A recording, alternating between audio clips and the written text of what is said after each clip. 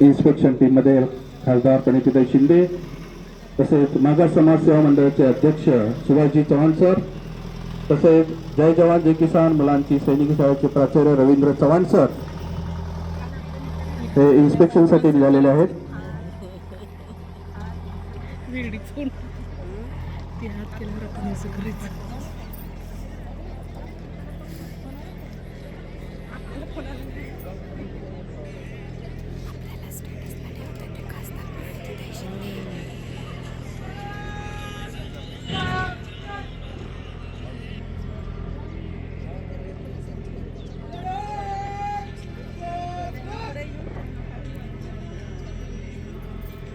आपल्या या कार्यक्रमासाठी